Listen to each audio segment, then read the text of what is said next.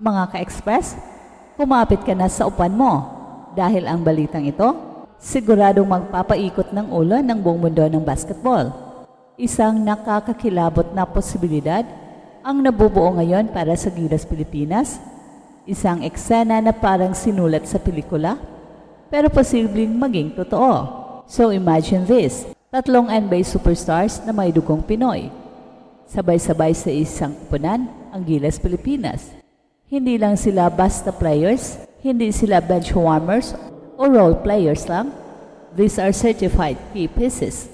Mga pangalan na rumaragasa sa NBA highlight reels gabi-gabi. Habang ang kasalukuyang Gilas squad ay unti-unti nang bumubuo ng sarili nilang legacy, lalo na sa frontcourt kung saan nandyan sina Kai Sotto, AJ Edo at Jimar Fajardo, may panibagong pwersa na pwedeng sumanib para gawing world-class hindi lang ang ating frontcourt, kundi pati ang backcourt. At ang tanong ngayon, handa na ba ang mundo sa pinakamalakas na Gilas team sa kasaysayan? Enter Jordan Clarkson. Siya ang kauna-unahang NBA player na naglaro para sa Gilas. Hindi lang basta-basta, kundi isang NBA Sixth Man of the Year awardee. Isang consistent scorer at leader sa court. Pinatunayan niya sa World Cup na kayang makipagsabayan ng Pinoy blood sa pinakamalalakas na player sa mundo. Pero alam niyo ba ka-express na si JC lang pala ang simula ng isang mas malaking posibilidad dahil hindi lang siya ang may dugong Pinoy sa NBA. Pasok natin sa eksena si Jalen Green. Yes, ang high-flying, explosive guard ng Houston Rockets, ang second overall pick sa 2021 NBA Draft. Isang walking highlight reel, scorer at superstar in the making. May dugong Ilocano, si Jalen Green mula sa kanyang ina at hindi siyang nahihiyang ipagmalaki ito. Sa bawat panayam, laging binabanggit ni Jalen kung gaano siya ka-proud sa kanyang Filipino roots. May mga fans na nga na nagsasabing kung hindi lang dahil sa FIBA eligibility rules, malamang ay matagal na siyang naka-blue and white para sa Pilipinas. At ito pa ang mas nakakakilig mga ka-express, Jared McCain, ang panibagong pangalan na unti-unting lumalakas ang ingay sa NBA. Sa ngayon ay isang rookie ng Philadelphia 76ers, pero kahit bago pa lang siya sa liga, mabilis siyang umangat sa spotlight. Hindi lang dahil sa kanyang skill sa basketball, kundi dahil na rin sa kanyang vibrant personality at authenticity. Pero ang mas importante, sa ating mga Pinoy, siya mismo ang nagsabi, I am a legit Filipino. Proud siya sa kanyang heritage. Sa isang TikTok live, tinanong siya kung anong lahi niya at buong tapang niyang sinabi, I'm black and Filipino.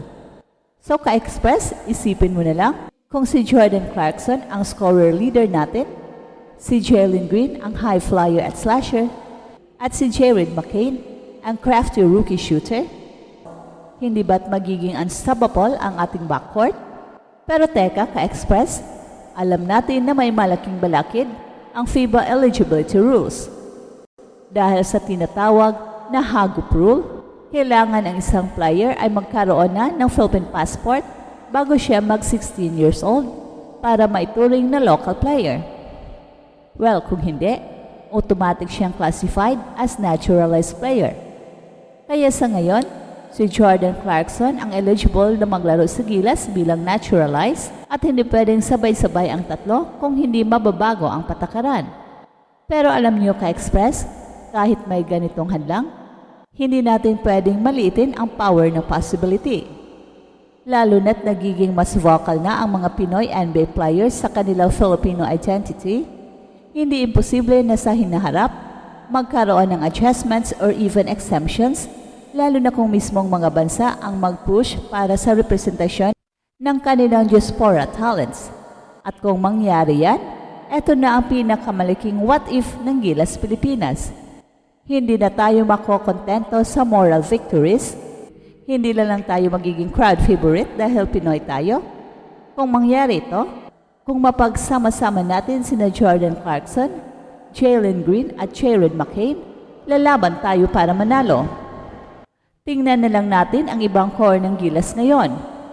May Kai Sotto na unti-unting pinapanday ang kanyang galing sa Japan at international leagues, habang si AJ Edo ay proving himself as one of the best modern big men na may braso sa labas at rim protection sa loob. Junmar Fajardo, kahit veteran, ay nananatiling powerhouse sa ilalim. Sa kanilang tatlo pa lang, may solid foundation na tayo. Pero imagine mo, idagdag pa natin sina Green at McCain, dalawang guards na may NBA caliber shooting, ball handling at basketball IQ. Sa likod nila, andon si JC na alam na ang sistema ng Gilas at may chemistry na sa core, parang Avengers team up mga ka-express.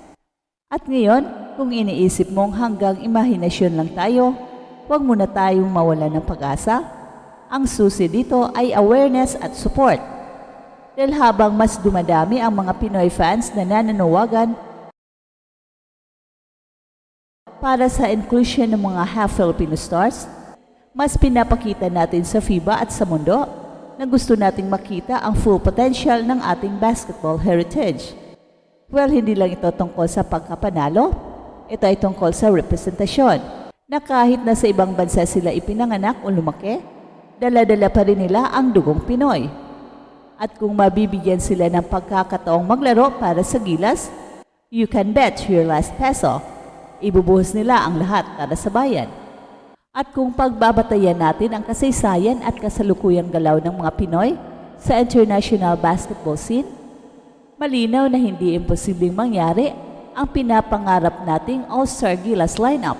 Ang katotohanang may tatlong NBA players na may dugong Pinoy, Clarkson, Green at McCain, ay patunay na lumalawak ang impluwensya ng Pinoy sa global stage.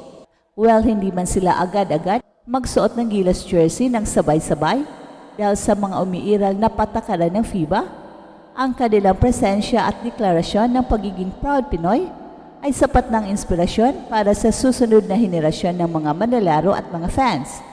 Ang tanong na lang, kailan at paano tayo magtutulungan para gawing realidad ang pangarap na to? Well, hindi lang ito kwento ng tatlong players, ito ay kwento ng buong bansa. Isang kwento ng pag-asa, posibilidad at pagkakaisa.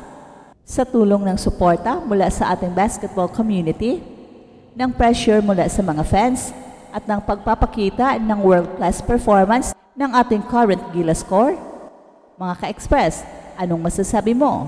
Sa tingin mo ba darating ang panahon na makakalaro sina Jalen Green o Jared McCain sa Gilas? I-comment mo na yan sa baba at huwag kalimutang i-like ang video, i-share at mag-subscribe dito sa Express Info kung saan bawat kwento ginulat ang mundo.